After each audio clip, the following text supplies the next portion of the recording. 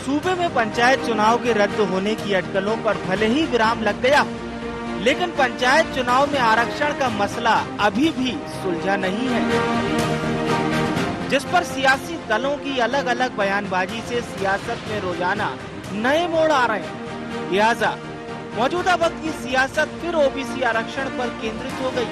दोनों ही सियासी दल राज्य के सबसे बड़े वोट बैंक पिछड़ा वर्ग यानी ओबीसी के सबसे बड़े हितैषी खुद को बताने में जुट गए हैं। इसी बीच पूर्व सीएम उमा भारती के एक ट्वीट ने एक नई बहस को जन्म दे दिया। उमा ने ट्वीट कर लिखा कि ओबीसी आरक्षण के बिना पंचायत का चुनाव मध्य प्रदेश की लगभग 70% आबादी के साथ अन्याय होगा। इसके लिए उमा ने खुद सूबे के मुखिया शिवराज से बात भी की। हालांकि इस मसले पर शिवराज सरकार में मंथन और कानूनी सलाह का दौर भी चल रहा है, ताकि जल्द समाधान हो जाए और समय पर सभी जगह चुनाव हो। लेकिन पंचायत चुनाव में बनी कानूनी बाधा पर सियासत चरम पर है। कांग्रेस और बीजेपी नेता एक दूसरे को इसके लिए जिम्मेदार ठहरा रहे हैं। अपनी गलती को छुपाने के लिए कर रहे हैं। भाई अदालत में आप ही गए थे ना, इसीलिए तो ये विषय आया। आपको चुनाव में जाना था, अदालत में चले गए। जनता की अदालत सबसे बड़ी अदालत होती है, जनता की अदालत में जाके जीत के आते हैं। पर कांग्रेस को मालूम है कि वो जीत सकती नहीं है, इसलिए अदालत गई। देखिए, ओबीसी आरक्षण के लिए अगर फांसी पे भी लटकना पड़ा तो फांसी पे लटक जाएंगे। और प्रदेश में 52% आबादी है ओबीसी की, कांग्रेस की धमकियों से नहीं डरेगी। पिछड़े वर्ग का आरक्षण समाप्त किया गया है, हम इसका कट्टर विरोध करते हैं। बीजेपी ने शासन का और आयोग का जो पक्ष रखना था कि समाप्त नहीं हो सकता ओबीसी का आरक्षण, ये रखा नहीं और अब ये गुमराह करने की बात कर रहे हैं, झूठ बोल रहे हैं। भारतीय जनता पार्टी ओबीसी के नाम पे सिर्फ राजनीतिक रोटियां सेकने का काम करती है। त्रिस्तरीय चुनाव में पहली दफा ऐसा दंगल देखने को मिल रहा है जहां ग्राम सरकार को लेकर सियासत चरम पर है, तो वहीं ओबीसी आरक्षण दोनों दलों के गले की फांस बना हुआ है। और सियासी दलों को भी मालूम है कि आगामी दिनों में होने वाले निकाय और विधानसभा चुनाव में इन्हीं मतदाताओं की अहम भूमिका रहने वाली है, जिनको कब्जे में करना खासा जरूरी है। Bureau report, IND 24।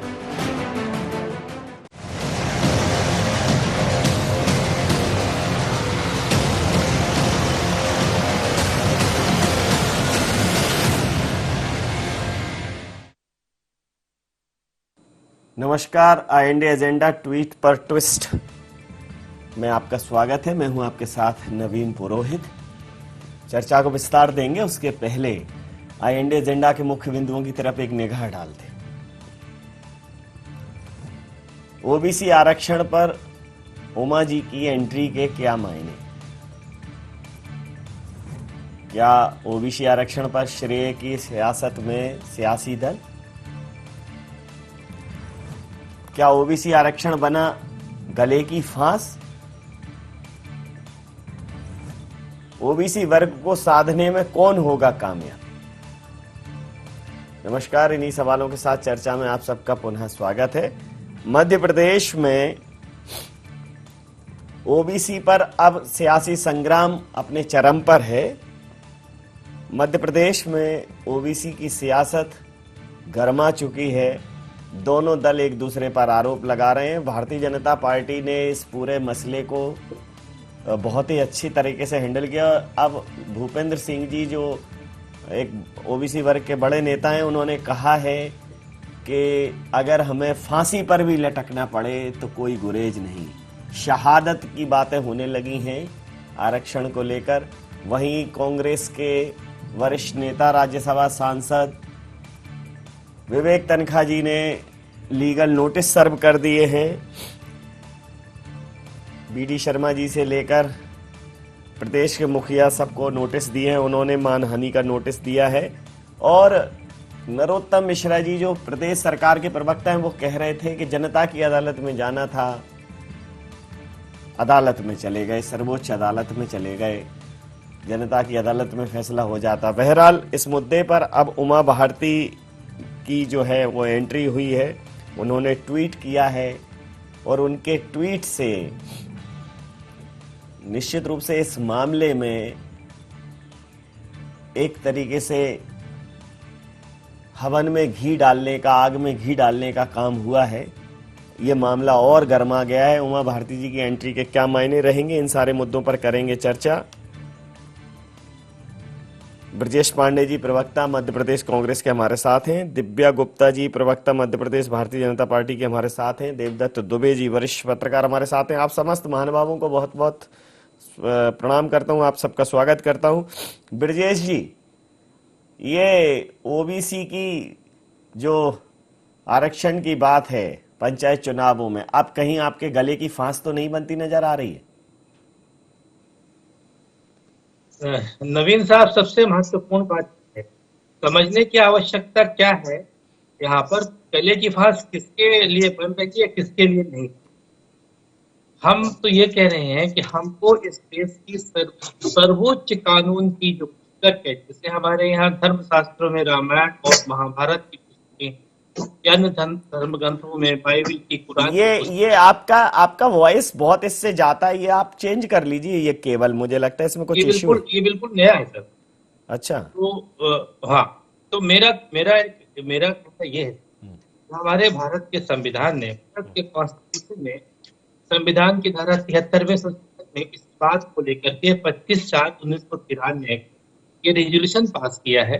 और ये चीज पास हो चुकी है कि हर 5 वर्ष के बाद परसीमन को लेकर के राज्य सरकार को, जो राज्य के नीति निर्देशक तत्व को अधिकार दिया गया लेजिस्लेटिव को, आपको परसीमन करना पड़ेगा। कांग्रेस पार्टी ने जो ड्राफ्ट तैयार किया था, केवल इस बात को लेकर के आपत्ति की कि परसीमन के आधार पर, नए परसीमन के आधार पर, इस बीच में जो वोटर्स हैं वो बढ़ जाते हैं, गांव की जनसंख्या बढ़ जाती है, तो नए परसीमन के आधार पर आप चुनाव कराएं। अब ओबीसी के आरक्षण का मुद्दा इसमें कांग्रेस ने कहीं जोड़ा नहीं है। और इसी बात को लेकर के देश के सुप्रीम कोर्ट के सबसे बड़े, देश के 5 वकीलों में विवेक तन्खा साहब, जिनके साथ मुझे प्रैक्टिस करने का थोड़ा बहुत उस दिन काम करने का अनुभव मिला है, उन्होंने यही ड्राफ्ट सुप्रीम कोर्ट के सामने रखा कि जब सुप्रीम कोर्ट ने और संविधान ने 73वें संशोधन में पंचायत को और 74वें संशोधन में जो है नगर निगम को ये पावर राइट्स दे रखा है, तो क्यों ना उसी के तहत चुनाव हो जो परसीमन को लेकर पहले संविधान में बातें आ चुकी हैं। अब 25/4/1993 के संशोधन के बाद भी भारतीय जनता पार्टी को आपत्ति इस बात की, साहब नहीं, हम 2014 के हिसाब से चुनाव, तो जो रोटेशन सिस्टम है उस रोटेशन सिस्टम का आप पालन नहीं करना चाह रहे हैं। संविधान को आपको मानना नहीं है। आपको लगता है कि आप प्रदेश के सूबे के मुखिया हैं या सूबे के गृह मंत्री हैं, सूबे के पंचायत मंत्री, आप अपने हिसाब से काम करें। संविधान से बड़ा कुछ नहीं है कानून के अंदर। हम लोग सब संविधान का पालन करते हैं। और जब सुप्रीम कोर्ट के पास जब चुनाव प्रक्रिया शुरू जाती है, आप तो बड़े विशेषज्ञ हैं, जब चुनाव की प्रक्रिया शुरू हो जाती है तो सुप्रीम कोर्ट पर रोक नहीं लगा सकता है। सुप्रीम कोर्ट ने किया जो उसके पावर राइट्स है, राज्य निर्वाचन आयोग को इस की कॉपी भेज दिया और कहा कि साहब आप जो है, जो संविधान का अनुच्छेद 243 लिखा है उसके तहत आप चुनाव करेंगे, आपका अधिकार है। लेकिन ध्यान रखिए कि कौन सी चीज नए परसीमन के तहत पिछड़े वर्ग में जाएगी, कौन सामान्य वर्ग में जाएगी। अब इसमें क्या कांग्रेस ने गलत कर दिया? अब अगर इसमें महाराष्ट्र सरकार का उल्लेख आता है, उल्लेख आता है कर्नाटक का, तो तो सुप्रीम कोर्ट ने करना ही पड़ेगा। बिना उसके सुप्रीम कोर्ट जजमेंट लिख ही नहीं सकता है, ना उस पर कोई टिप्पणी कर सकता है। EIR इसीलिए होता है कि फला हाईकोर्ट ने इसमें फैसला किया था, फला ने इस पर ही फैसला किया था। तो कांग्रेस भी कहा गई। मध्य प्रदेश के अंदर एक 10% पूरा कर देंगे। आपको ध्यान होगा नवीन साहब, मध्य प्रदेश में मंत्री हुआ करते, तो उन्होंने बतौर मुख्यमंत्री के अंदर कमीशन लेके आए। उसके बाद पटवा जी की सरकार बनी, उन्होंने क्या किया, बजट आयोग की जब सिफारिश हुई तो विषयों का काम शुरू हुआ। सामने एक बत्ती कनेक्शन दिया भोपाल से लेकर के प्रदेश। और जब दिग्विजय सिंह की सरकार आई तब भी उन्होंने पिछड़ों पर कीजिए काम किया। कांग्रेस की सरकार में 27% आरक्षण की बात की, कमलनाथ की सरकार में। अब अगर शिवराज सिंह की सरकार शिक्षा के साथ को आरक्षण नहीं दे रही है तो इसमें किया 200 कांग्रेस को। चलिए समझता हूँ दिव्या जी, समझता हूँ दिव्या जी। उमा भारती जी ने मध्य प्रदेश के पंचायत चुनाव में जो ओबीसी आरक्षण पर लगी हुई न्यायिक रोक है उस पर चिंता जताई है और उन्होंने मुख्यमंत्री महोदय को कहा है फोन पर कि इसका समाधान निकालेंगे। 70% की आबादी के साथ अन्याय होगा और उनकी ये चिंता जो है इस पर माननीय मुख्यमंत्री ने ये कहा है कि वो विधि विशेषज्ञों से परामर्श कर रहे हैं और साथ में भारतीय जनता पार्टी ये स्थापित कर रही है कि ये सब जो मामला फंसा है, ये जो पेच फंसा है, ये सिर्फ और सिर्फ कांग्रेस की जो अति उग्रता है या अतिरेक है वो जो इस पंचायत चुनाव को लेकर उसके कारण हुआ है, जबकि कांग्रेस कह रही है कि हमने आरक्षण की बात ही नहीं की, हमने तो सिर्फ रोटेशन की बात की थी। नवीन जी, मेरा यही कहना है, माननीय ब्रजेश जी आप कानूनविद हैं तो वो कानूनी भाषा बोल रहे थे और जैसे कि लॉयर्स कहते हैं हमेशा घुमाते फिराते रहते हैं, वो पॉइंट मुद्दे पर नहीं आते। तो मैं मुद्दे पर आ जाती हूँ। मैं सिर्फ इतना कहना चाहती हूँ, जब पंचायत चुनाव अनाउंस हो चुके थे उसके बाद आप लोगों ने कंफ्यूजन क्यों क्रिएट करा और क्यों आप अदालत में चले गए? जैसा कि नरोत्तम जी ने कहा है कि आपको जनता की अदालत में चले जाना चाहिए था। अगर आप इतनी तैयार पार्टी थे तो फिर आप इतनी कंफ्यूज पार्टी क्यों बन गए और क्यों आपको सडनली अदालत का दरवाजा खटखटाना पड़ा और आप गए और इस तरह से? और फिर हैरानी की बात यह है, जैसा कि अभी ब्रजेश जी ने भी कहा कि हम लोग गए तो परिसीमन को लेकर थे, लेकिन जब आप परिसीमन को लेकर गए थे तो आरक्षण का मुद्दा कहाँ से शुरू हो गया और आरक्षण का मुद्दा आया तो फिर वो आपके गले की फांस बन गया। और अब ये इस तरह से घुमा फिरा के बात यहाँ तक आ गई है कि ना वो कांग्रेस को समझ में आ रहा है और रायता इतना फैला दिया है कि ना उनके समझ में आ रहा है कि इसको कैसा समेटे जाना है। और ये सारी की सारी बातें जो है ये एक डेड एंड पे जाके खड़ी हो गई। रही बात उमा भारती जी की, तो मैं वो वरिष्ठ नेता हैं, उनकी चिंता बिल्कुल जायज होगी और उसके लिए माननीय मुख्यमंत्री जी ने बैठक भी बुलाई है, कानूनविदों से ज्ञान भी ले रहे हैं, संज्ञान भी ले रहे हैं और इसका कुछ एक अच्छा सा हल निकल भी जाना चाहिए। लेकिन इसकी आवश्यकता ही ना पड़ती यदि हम सब उस चुनाव की प्रक्रिया जो घोषित हो चुकी थी उसमें यदि चले जाते, तो मुझे लगता है कि कांग्रेस ने जिसे कहना चाहिए ना, लेने के देने पड़ जाते हैं कि मतलब आप करने कुछ गए थे और वो मुश्किल आप ही के लिए पाले में पड़ गई है। और फिर तीसरा एक प्रश्न ये मुद्दा ही उठता है कि जब ये चुनाव जो पंचायत चुनाव होते हैं इसमें आप किसी चुनाव पार्टी के चिन्ह पे तो आप लड़ते नहीं है, तो फिर आपको किस बात का डर था? चले जाते चुनाव में, हो जाने देते चुनाव जो ऑलरेडी 2014 के बाद से नहीं हो पा रहे थे, कम से कम उसको हो तो जाने देते, प्रक्रिया तो हो जाने देते। पर एक ईगो का जो प्रश्न आ जाता है और या आपको इतना भय था, ये डर था, ये सारी समस्या आ जाती, क्यों आपने चुनाव नहीं होने दिए और आप अदालत का दरवाजा खटखटा लिए? फिर आपको जब एक से नहीं मिला तो आप हाईकोर्ट चले गए, जब हाईकोर्ट से नहीं मिला तो आप सुप्रीम कोर्ट तक चले गए। ऐसा कौन सा विषय था कि आपको सुप्रीम कोर्ट का दरवाजा आधी रात खटखटाना पड़े? और फिर एक पब्लिसिटी स्टंट विवेक तनखा जी ने कि मेरे को मानहानि का दावा, मतलब अटरली कंफ्यूज पार्टी है, कुछ नहीं समझ में आता क्या करना। और अब बिल्कुल आके सब पूरा का जी कंफ्यूज पार्टी की संज्ञा दी ही है कांग्रेस को। देवदत्त जी, भले ही कुछ भी हो मसला, बीच में जब कॉल आ जाते हैं तो अक्सर ऐसा हो जाता है। मेरी अपनी सलाह ये रहती है कि जो जिन नंबरों पर चर्चा में जुड़े तो इसके लिए अगर एक अलग से नंबर हो तो बहुत बेहतर है। देवदत्त जी, कांग्रेस को कंफ्यूज पार्टी करार दिया है, कहा है कि जो है चौबे जी छब्बे जी बनने गए थे लेकिन दुबे जी बनकर लौटे हैं इस पूरे मामले में। बहरहाल दोनों पार्टियों के लिए ओबीसी का आरक्षण चिंता का विषय है, लेकिन कौन किसके सर ठीकरा फोड़ने में सफल रहेगा वही उसका राजनीतिक लाभ ले पाएगा। आपकी प्रतिक्रिया चाहूंगा। देखिए प्रोहित जी, ये प्रदेश की आबादी, ग्रामीण क्षेत्रों की लगभग 70% आबादी से जुड़े हुए ये त्रिस्तरीय पंचायती राज के चुनाव थे, जिसमें लगभग 4 लाख पदों पर निर्वाचन होना है और जिसमें 10 लाख के करीब उम्मीदवार मैदान में होने हैं।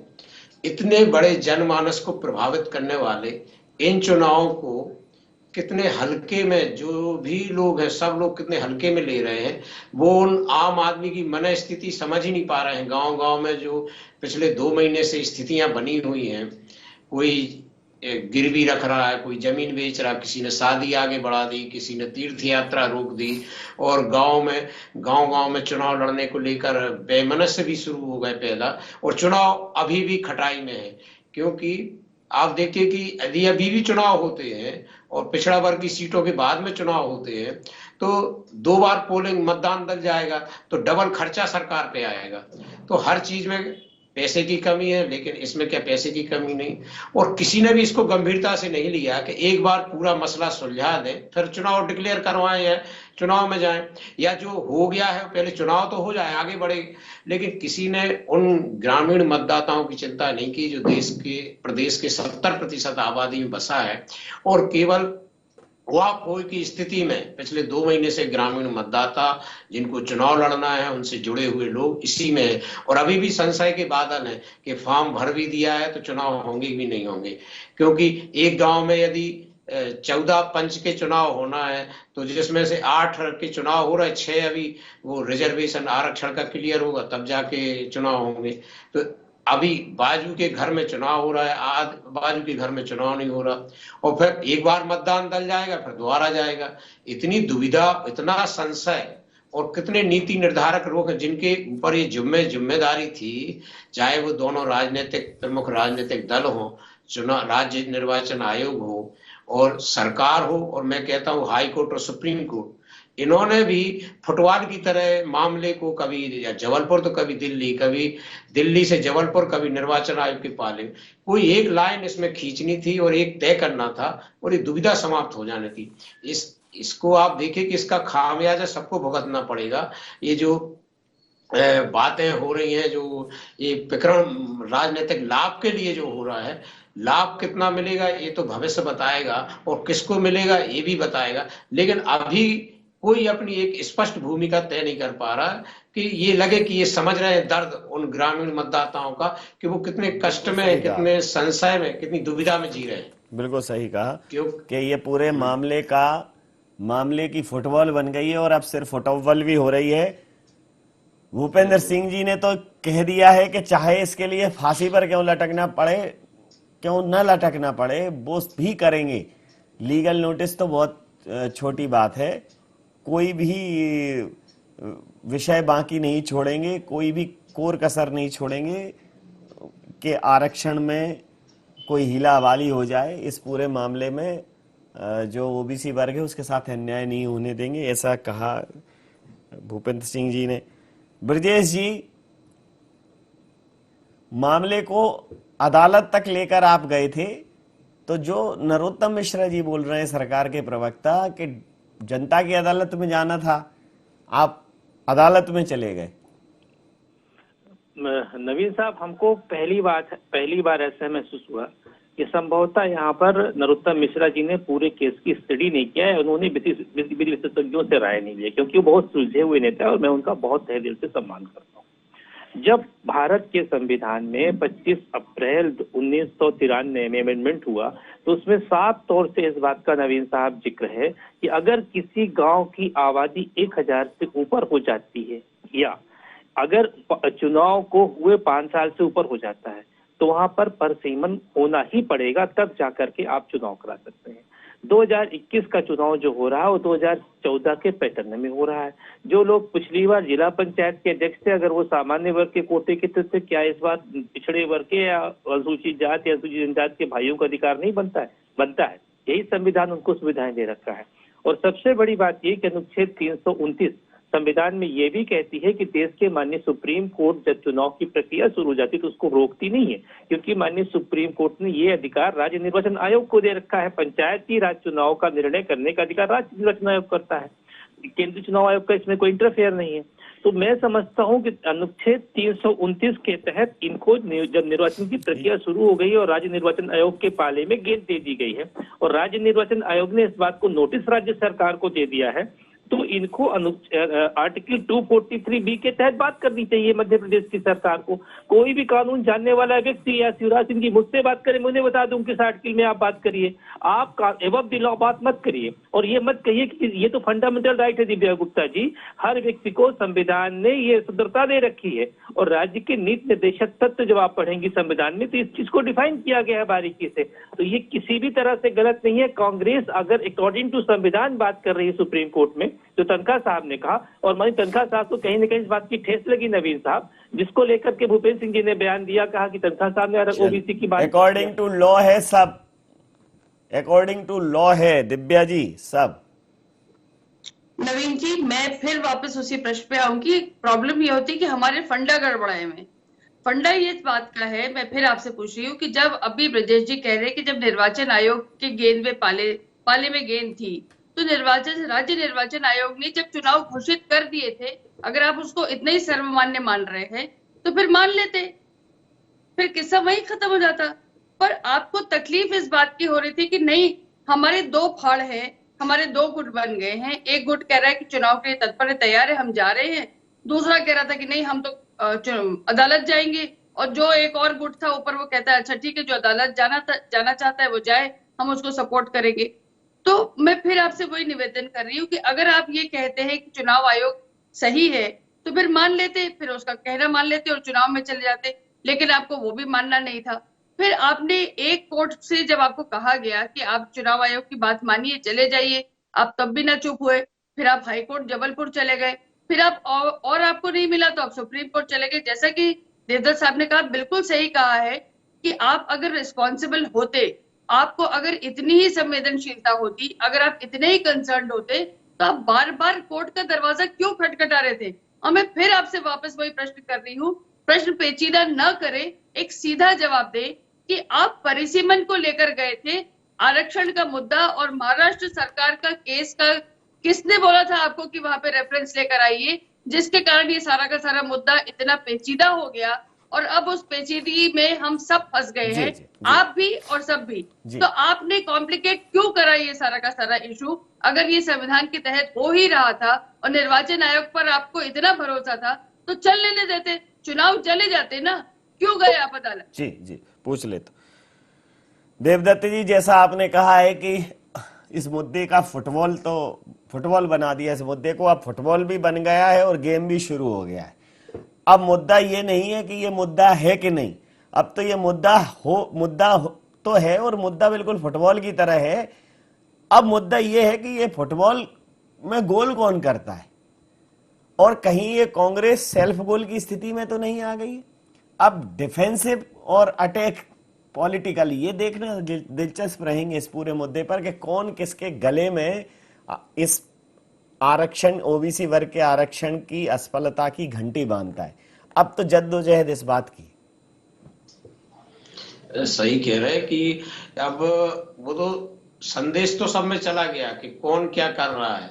इसको लोग कहें कि हम ऐसा कहेंगे तो ऐसा मान जाएंगे, लेकिन मैं अभी भी कहता हूं पुरोहित जी कि यदि थोड़ी भी संवेदनशीलता उन ग्रामीण लोगों के प्रति है जो पंच परमेश्वर कहलाते हैं अपने संविधान में और जिनकी बड़ी अच्छी कहानियां हैं, तो अभी सबसे पहले चुनाव स्थगित कर देना चाहिए और फिर एक सर्वदलीय बैठक बुलाई जाए और फिर सरकार के स्तर पर पूरा रोटेशन, आरक्षण, सब मामलों क्लियर पारदर्शी होना चाहिए। यदि जिस प्रकार लोकसभा या विधानसभा के चुनाव में सब नियम कानून पारदर्शी हैं और उनके अनुसार चुनाव होता है, ऐसी स्थिति कभी नहीं बनती।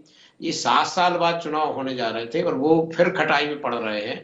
तो अभी सबसे पहले ये दुविधा की स्थिति जो 70% आबादी है उनके मन से समाप्त करने के लिए पहली फुर्सत में सरकार को ये चुनाव स्थगित कर देना चाहिए और फिर आरक्षण है, रोटेशन है, जितने भी मामले हैं सबकी एक तरफ से बिंदुवार चर्चा करके, सर्वदलीय बैठक करके, विधि विशेषज्ञों से राय लेकर और एक स्पष्ट लाइन और लेंथ बनाकर फिर चुनाव घोषित करना चाहिए, जिससे उन लोगों में कोई दुविधा ना रहे। गांव में चुनाव में बड़ा विचित्र तरीके से चुनाव होते हैं, क्योंकि छोटा सा गांव है। आज जो लोग साथ में बैठ के होटल पे वहां चाय पीते हैं, अब दोनों जन फॉर्म भरा है तो अब वो एक दूसरे को ऐसे देख रहे हैं, और जो गांव के बेचारे सज्जन लोग हैं वो जिसके साथ खड़े हो जाते दूसरा वैसे ही उसको देखने लगता। तो बेवजह की एक तो बेमनस्यता पैदा कर दी, वो चुनाव हो नहीं रहे। चुनाव भी हो जाए तो भी ठीक है, चुनाव आधे अधूरे हो रहे हैं, फिर वो मैं फिर कहूंगा कि डबल चुनाव का खर्चा पड़ेगा, जबकि आर्थिक स्थिति ठीक नहीं है। आज 70 करोड़ में चुनाव हो रहा है, फिर 70 करोड़ फिर, क्योंकि मतदान तक तो पूरा जाएगा मतदान केंद्रों पे, चाहे एक पंच का भी गांव में चुनाव हो तब भी जाएगा। तो अभी तो सबसे पहले दुविधा की वहां की स्थिति समाप्त करने के लिए पहली फुर्सत में सरकार को चुनाव स्थगित करना चाहिए। इस बात की चिंता नहीं करना चाहिए कि कहीं हम बैकफुट पे आ रहे हैं, क्या आ रहा है, क्योंकि अंततः तो सरकार को ही निर्णय लेना पड़ेगा और सरकार की ही जिम्मेवारी होती है कि किसी भी स्थिति को सामान्य बनाने के लिए। विपक्ष का तो काम ही है कि वो उसमें ये ऐसी चीजें निकालेगा जो सरकार के निर्णय के खिलाफ जाएंगी।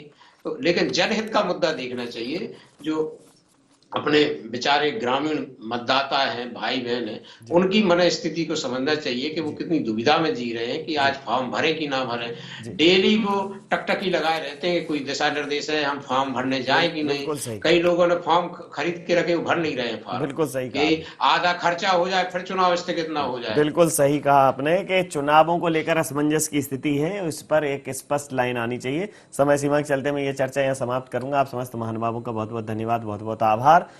तो पंचायत चुनावों में ओबीसी आरक्षण राजनीतिक दलों के गले की फांस बन गया है। भारतीय जनता पार्टी इसका ठीकरा कांग्रेस पर फोड़ रही है और कांग्रेस कह रही है कि उसने ये मुद्दा उठाया ही नहीं था। ये तो अन्य जहां भी याचिकाएं लगी थी, जब उस पर क्लब हियरिंग हुई, एक साथ सुनवाई हुई, तो इस मुद्दे पर भी निर्णय आया। अब गेंद जो है राज्य निर्वाचन आयोग के पाले में है और राज्य निर्वाचन आयोग इस मसले को कैसे हैंडल करता है ये भी देखना पड़ेगा। जरूरत इस वक्त जो एक सजेशन मिला है कि इस पूरी प्रक्रिया को स्थगित करने की और ये भी सोचने की है कि क्या ये चुनाव होंगे तो आगामी समय सीमा तक वैध रहेंगे, और एक बड़े लंबे समय से चुनाव नहीं हो पाए, कोरोना की भी आहट है। और अब जब चुनाव किए जाएं तो एक स्पष्ट लाइन लेंथ के साथ किए जाएं, स्पष्ट नीति निर्देश के साथ किए जाएं, स्पष्ट दिशा निर्देश के साथ किए जाएं, ताकि किसी प्रकार का कोई प्रश्न चिन्ह न रहे, कोई संशय न रहे। और इसके लिए सर्वदलीय बैठक की जा सकती है, सदन चल रहा है, उसमें चर्चा की जा सकती है।